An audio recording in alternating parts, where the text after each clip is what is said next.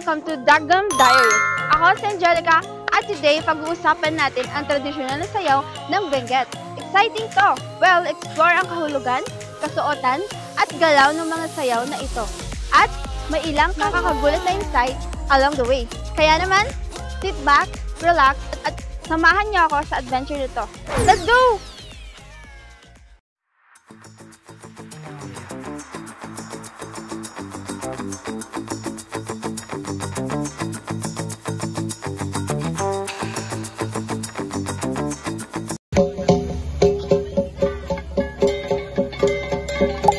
So, ano nga ba ang Bendian dance?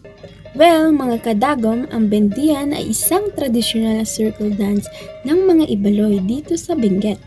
Yes, circle dance, meaning pabilog ang formation. Usually, sinasayaw ito sa mga importanteng okasyon like kasal, fiesta, or celebration after a successful kanyang or community gathering. Ang cool part, lahat pwede sumayaw, kahit matanda, bata, or feeling bata. Amin na sumaya at kat mabali nga makiayayam. Ang ibig sabihin, everyone who wants to join can dance and have fun. Fun fact, ang Bendian hindi lang basta sayaw. Isa rin siyang simbolo ng unity at peace sa community. Imagine mo, sayaw na, bonding ba?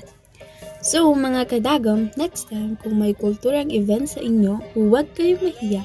Join the circle, feel the vibes, let's keep the Bendian spirit alive. That's a wrap for today's episode. Pero, wait lang! Next time, tutuklasin naman natin ang kwento sa likod ng isang espesyal na sayaw ng Benguet. At siguradong mas interesting pa to. So, kung nag-enjoy kayo, don't forget to like, comment, and subscribe para sa more fun content. Salamat sa panonood. See you in the next one.